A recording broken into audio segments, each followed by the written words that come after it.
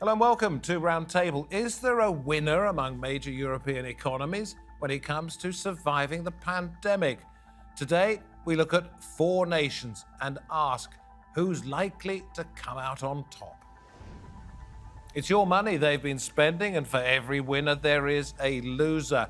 And it could well be you. So what can countries that got it wrong learn from those that got it right?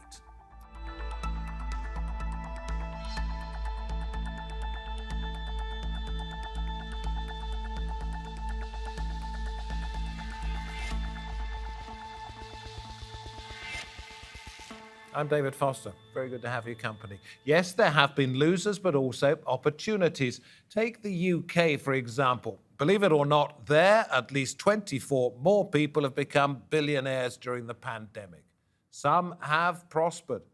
What lessons have been learned? As the Delta variant spreads and the Beta variant causes concern, many European countries are easing lockdowns and opening up for business.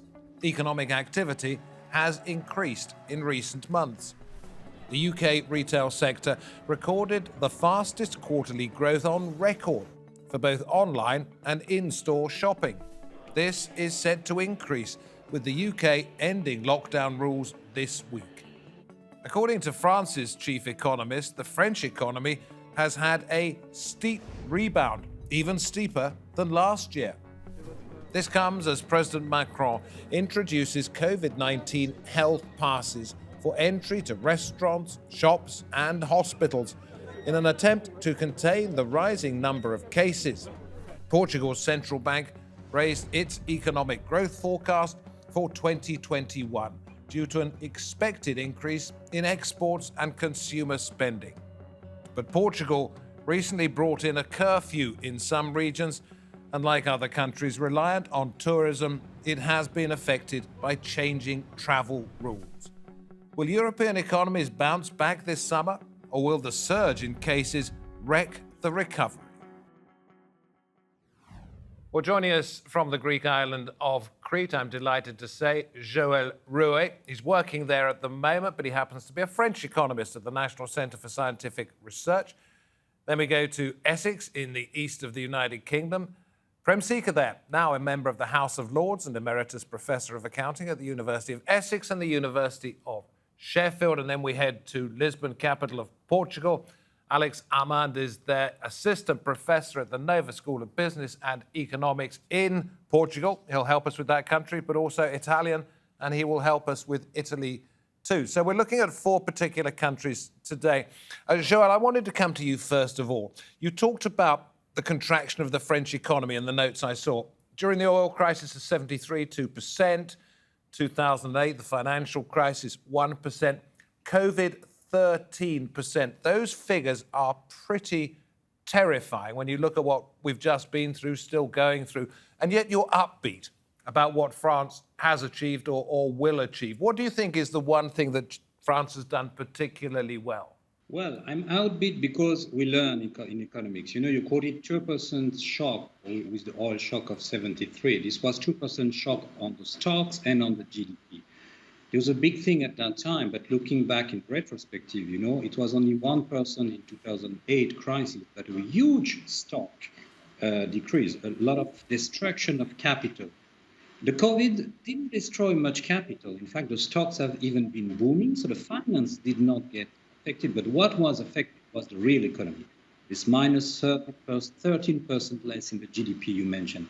And what France did manage to do is that it managed to give a cushion on the real economy, on the real people and the small and medium companies by injecting a 500 billion euro right on the spot within a few months, at the same time on real expenditure that is for real people, that's for real companies, for support them, to put the people on partial unemployment so that they would have an income and the companies would not be burdened on their finance, you know, and that very quick reaction, I think, was a real success. So it's the fact that France, as you say, reacted quickly, but can recover because of that support much more rapidly than it did, let's say, back in 73 or 2008.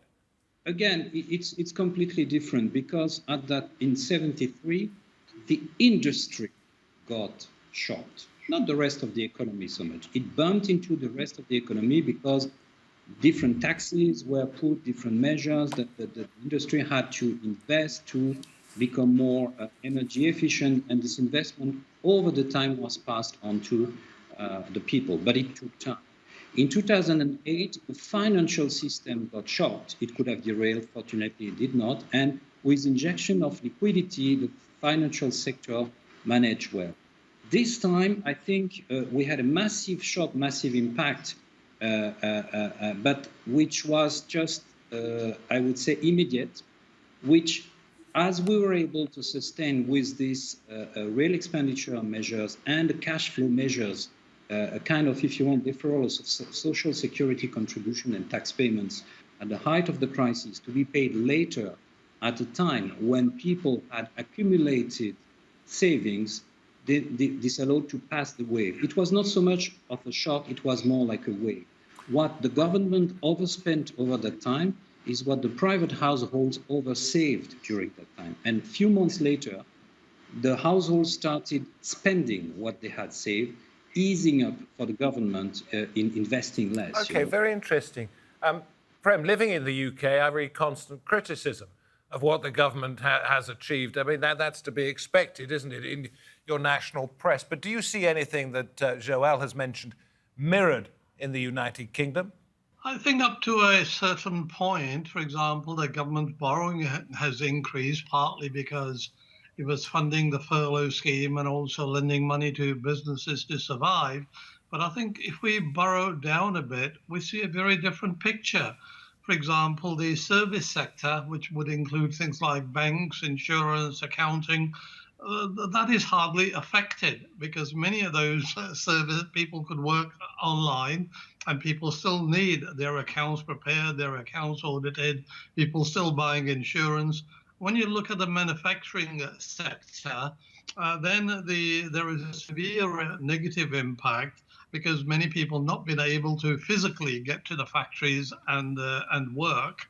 And there's also raw material shortages, also compounded by Brexit as well. Then you look at the hospitality sector, which kind of requires a mass gathering of people, whether it is in hotels, restaurants, or now or at conferences, what we call event management. That has been very, very badly affected. And I think it will take a long, long time for it to recover. And I think government policies are letting these sectors down because the government is ending its support for furloughed staff from September, whereas many of these industries are hardly going to pick up and get and be able to stand on their own feet. So in a sense, what I'm saying is the dynamics vary according to the sector, and that is the position in the UK. Alex, we hear there from Joël about people having more savings. And when people have more savings, they feel inclined to go spending in the leisure sector. Where you happen to be, that's more likely to be restaurants and tourism in general. But you only have the ability to spend that if you feel secure. So you've got the two sides of the same coin here. It must be still quite worrying for Portugal, going backwards and forwards between being safe and not being safe, allowing visitors in and restricting them. What are the prospects for the industry there, the biggest industry in the country? Before the summer, there was a lot of optimism with the idea of having a large amount of people vaccinated and the ability of reopening the economy and the country to traveling. However, during the summer, with the spreading of the Delta variant, I think what is happening now it's a wide, let's say, a wide dispersion of pessimism, right? In a country where GDP depends on tourism for 20%, having a lack of tourism, it means that the economy is pretty much shrinking. A large part of the tourism in Portugal is depending on British tourism. And the fact that there is all this uncertainty about what are the regulations, what are the restrictions that you have to face when you travel, is basically driving down the sector. So we're talking in Portugal now about 50% of reservation as compared to previous years. And at the same time, we do see that now a new regulation with the mandatory, if you travel to Portugal from UK, you do have to stay locked for 14 days. Is clearly restricting your willingness to travel. And this is going to have very large effect during the summer, and for sure is going to have very important effects in the years to come. I know it's not been as severe, Joël, and this is for all of you, as the plague and the Black Death, etc., but both of those across Europe and in the United Kingdom many centuries ago heralded a change in the way that people worked, in the way that economies thrived or did not. Do you think we're going to see something similar here? You first, Joël. Are we going to see, if you like, the new technological COVID revolution because of the changes that this pandemic has wrought? Yeah, the plague lasted 100 years. The world was less connected at that time, but we had the vaccine, so fine, and the economy was less developed. So this being said, I think that we have to talk about waves, First wave, as I said, this shock therapy managed to translate by a few months the burden from the state exchequer towards the household being able to recover. Now, if you look not just at the 3-4 months length, but if you look year-over-year, in a sense, and again talking about France, the household income for 2020 has been the same as the one for 2019. But I agree with what I've heard from my colleagues that now, as we have new waves, as optimism goes up and down depending on new waves, what is important is the recovery plans. And here I think the EU is very important. I've mentioned, for instance, in the case of France, 500 billion as a shock measures. We've had 100 billion euros recovery plan, out of which 40 came from the EU. So 500, 100, 40, in a sense that accumulates, but we're also getting more fine-tuned to answer this epidemic.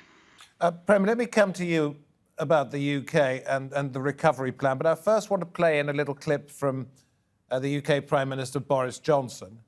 Our economy is slowly and cautiously picking itself up off the floor. Businesses are opening their doors. You'll have seen the employment figures this morning, the growth in the number of jobs. People are coming back slowly to the office.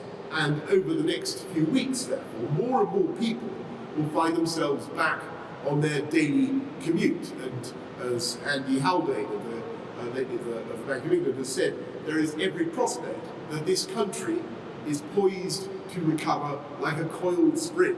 Prem, my question to you is Joël references any recovery plans. Is what Boris Johnson is saying there more about hope than expectation? I think really we need a fundamental rethink. I mean, if you look at the reality, what's the government doing?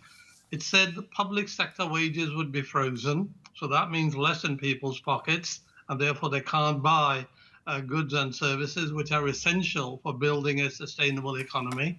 The income tax thresholds and allowances are hardly rising. Indeed, they will be frozen for the next 4 to 5 years. So that means people will be paying more in income tax. They are also increasing the age for free prescriptions from 60 to 66. But can I just go back to something Joel said? Because he said people have saved a lot of money, obviously, because they haven't been spending during the pandemic, and they're ready to open their wallets any time now. Some people may have been able to save. The median saving in the UK is about £11,000. So that 11,000 isn't going to get you that far. If people were already poor, they're still poor. Those who are rich have become richer. UK certainly has generated more billionaires than ever before, and there have been more billionaires even during the pandemic. So in a sense, all that is doing is reflecting the structural inequalities, and that is my point. That is what the government is not really addressing. And it really needs to redistribute income and wealth, for example, through public investment in the infrastructure, through creating jobs in the new green industry, because historically, if you look at the British economy, it's been a combination of public and private investment. But what has happened for the last decade, and is happening even now, is that the public investment, i.e. through the government, has really taken a backseat. OK. I'm going to come back and talk about the issue of the billionaires, because I did mention it at the top of the program a little bit later, because it strikes me as being counterintuitive. Perhaps I'm out of touch with these things, but massive wealth created when there's massive inequality. We will get to that, but Alex, I don't want to leave you out. Italy, we were talking about recovery plans, and Italy is getting the biggest share of the EU recovery fund. It has recently updated its growth forecast.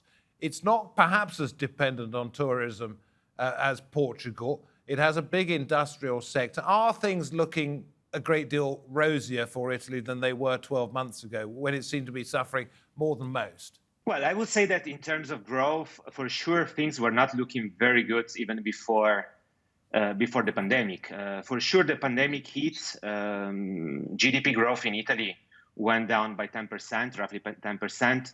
Is expected to go back 5% this year, but is clearly not overshooting the decrease in the past year.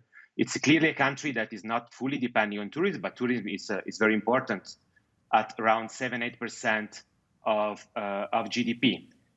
Italy is clearly a country that has a much more diversified economy, so I'm sure the country will recover. But I'm also sure that this pandemic will have deep consequences for the country in the way the economy is organized, and in the way the economy is redistributed across the country. So Italy has used policies with respect to pandemic, which has been very regionalized in a way that a lot of freedom has been left to regions. And in some sense, I have the feeling that this type of autonomy, let's say, in managing the pandemic, has somehow increased the divergence between richer countries and poorer countries. So again, this is something it's very difficult to forecast, and definitely the consequences we will see that only in the years to come. Joel, you've been nodding either very politely to what you've been hearing from your guests, or because you agree with an awful lot of what you've heard. I don't know if you want to pick up on any particular points. No, I agree with both speakers, because if you look at I think diversity of an economy and diversity of investment sources in an economy matters. Give the French example, where you would have a balance between the private investment and the public investment.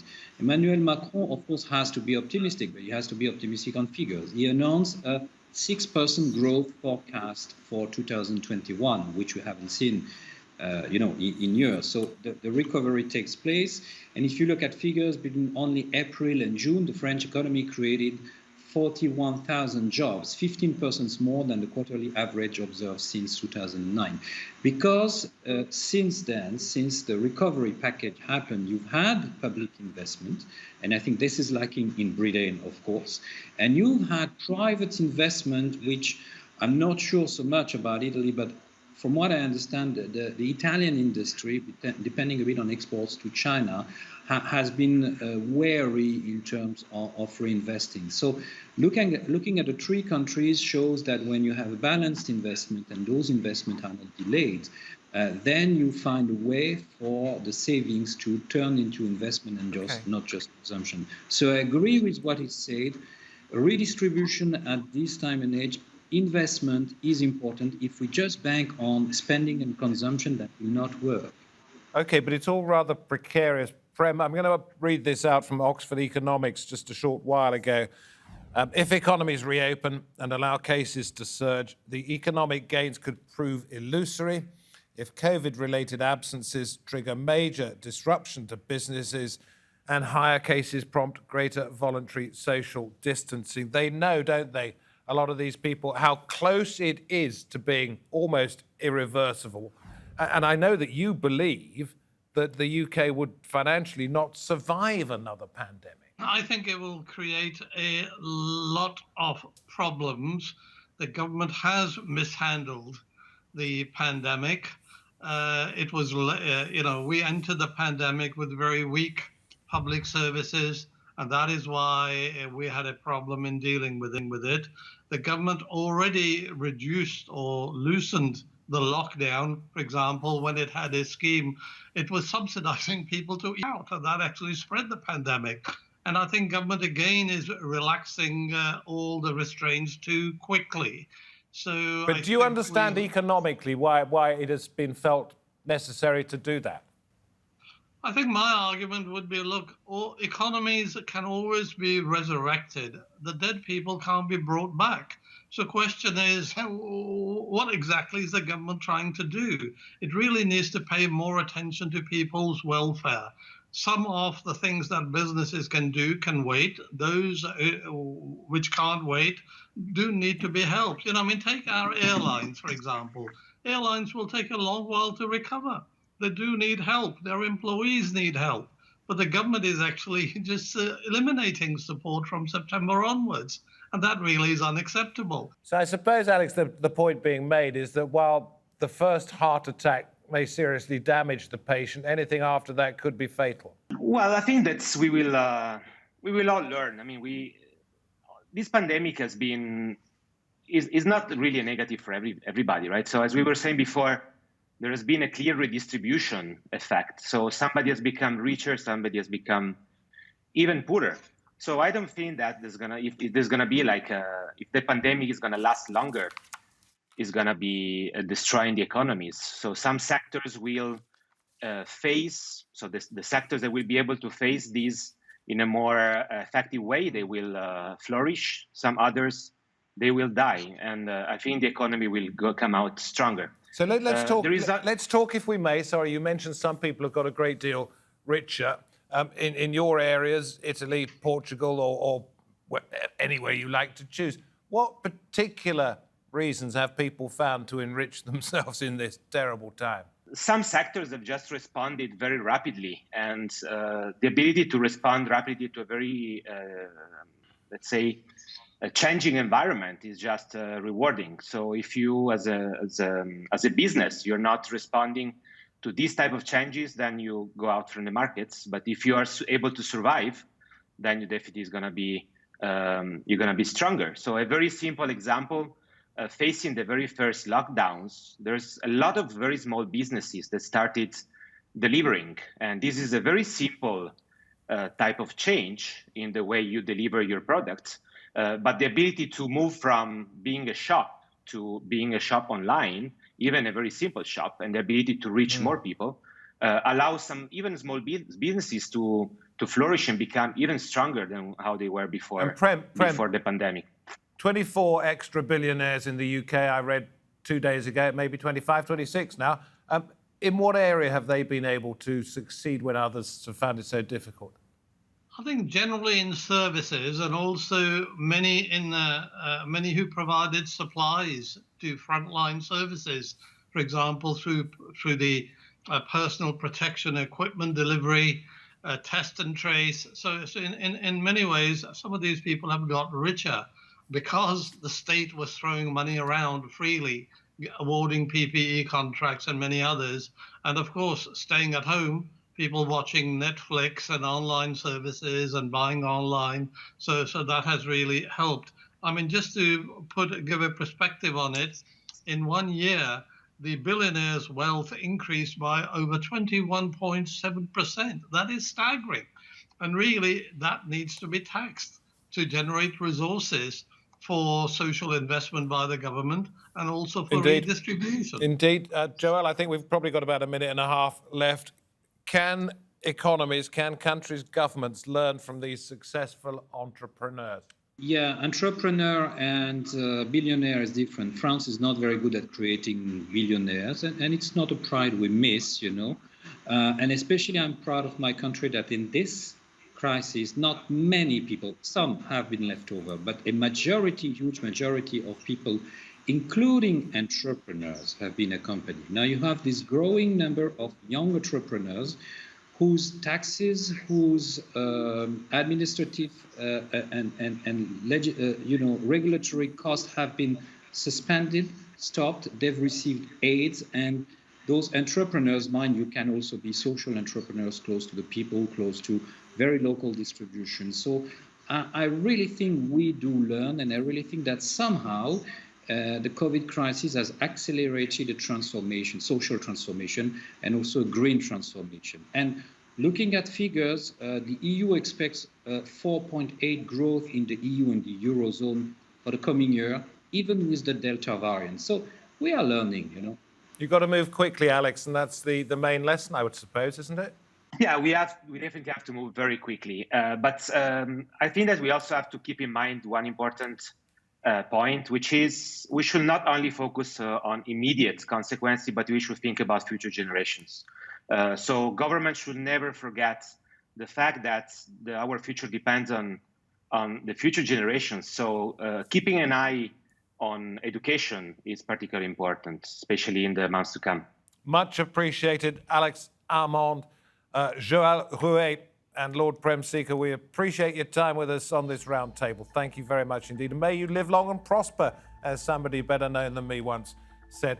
And thank you wherever you happen to be watching this edition of Roundtable. It's been great to have your company. Do hope you can join us next time. Until then, from me, David Foster, and the team, goodbye.